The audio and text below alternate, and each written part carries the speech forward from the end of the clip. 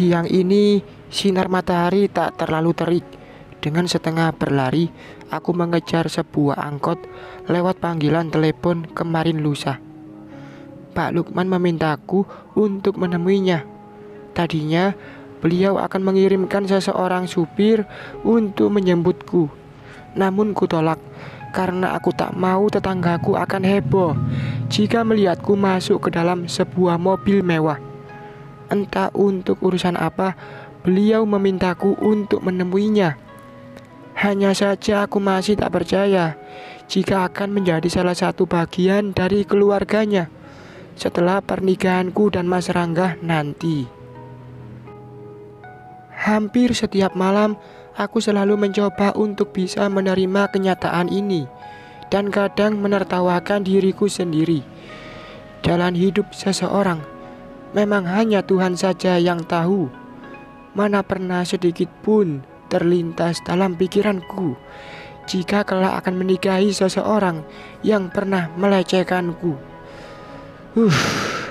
Ku tarik nafas panjang saat menatap pagar rumah mewah ini. Tak akan lama lagi kehidupanku akan berubah saat menjadi istri seorang Rangga Fatta Rifai. Tak akan ada lagi yang akan menghina kemiskinanku dan merendahkan harga diriku. Mbak Zia ya? Dengan cepat seorang pria membukakan pagarnya untukku. Aku tersenyum saat mengingat pertama kali datang ke sini. Betapa ketusnya waktu itu dirinya padaku. Dan sekarang, lihatlah, sikap dan tutur bahasanya juga berubah padaku. Aku berjalan menuju pintu depan. Seorang pelayan wanita langsung memintaku duduk di sofa.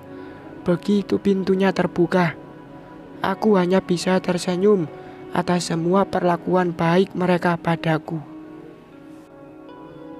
Kau sudah datang. Aku menoleh mencari siapa yang mengajakku bicara. Seorang lelaki yang tengah berdiri di dekat selusur tangga menatapku sambil tersenyum. Iya mas, Pak Lukman meminta aku datang kemari, jawabku. Ia menggeleng pelan, lalu memandangku sambil tersenyum. Sebenarnya bukan hanya papa saja yang memintamu kemari. Perkataannya membuatku menyipitkan mata. Maksudnya gimana mas? Aku yang meminta papa agar menghubungimu dan memintamu datang kemari untuk mempersiapkan pernikahan kita. Ada beberapa hal yang harus membutuhkan persetujuan darimu, Zia, terangnya, yang membuatku melongo. Kau tak akan datang kemari jika aku yang langsung meneleponmu, Zia.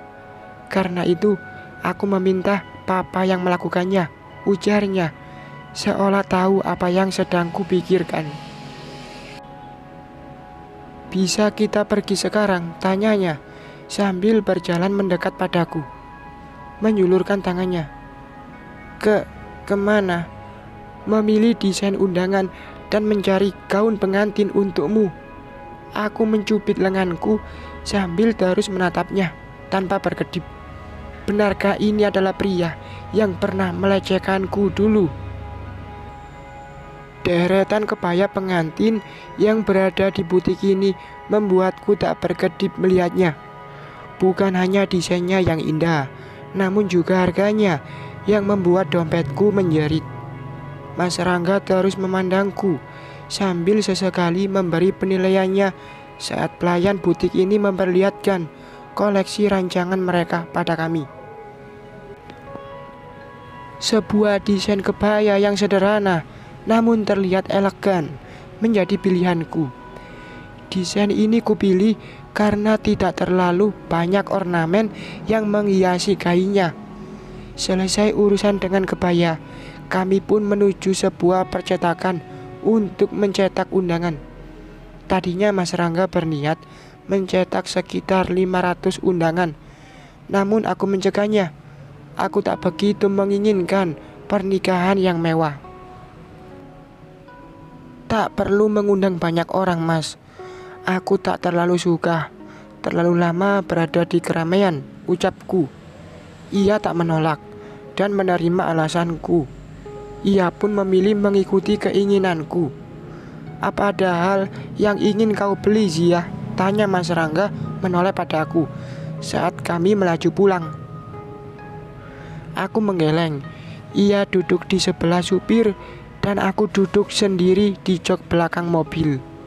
Kami berdua memang tidak terlihat seperti seorang pasangan yang akan menikah. Mobil berhenti di sebuah restoran. Aku memandang Mas Rangga. Ia bilang memang ingin bicara sebentar denganku. Saat kami keluar dari percetakan tadi, kami masuk dan duduk saling berhadapan di meja ini. Sebuah restoran yang menyediakan privasi bagi para pelanggannya ini dipilih Mas Rangga untuk tempat kami bicara. Apa kau masih takut padaku? Pertanyaan itu langsung ia lontarkan padaku. Begitu kami berdua duduk di sini, aku menunduk dan memejamkan mataku sejenak. Tak lama aku memberanikan diri memandang wajahnya. Iya Mas, setiap melihatmu, aku masih terus teringat kejadian malam itu, jawabku. Ia menganggukkan pelan. Itu wajar Zia, trauma itu akan selalu membekas. Aku sendiri tak pernah mengira akan melakukan hal sebejat itu padamu, sahutnya. Aku menundukkan kepalaku. Samar-samar bayangan kejadian malam itu melintas kembali di kepalaku. Bisakah aku akan menjalani hidupku dengannya? Mas, kenapa Mas bersedia menerima pernikahan ini? Bukankah tak akan menjadi masalah jika aku sendiri yang menolak pernikahan ini?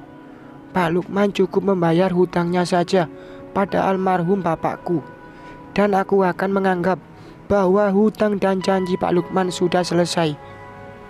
Tak sesederhana itu Zia. Bagi beberapa orang, dengan mengucap janji kepada seseorang bisa sama saja dengan hutang. Dan papaku juga berpikir demikian, jelasnya. Apa kau perlu bantuan seorang psikiater untuk mengatasi traumamu? Aku menggeleng pelan. Tak perlu Mas, aku masih waras dan masih bisa menjaga pikiranku. Jika kau terus bersikap baik dan menjaga jarak denganku, aku yakin pelan-pelan aku akan bisa menerima keadaan ini. Zia. Ia diam sejenak, namun mata itu kini menatapku tajam. Aku menginginkan seorang anak dalam pernikahan kita nanti. Perkataannya membuatku menjatuhkan sendok yang sedang kupegang. Bersambung.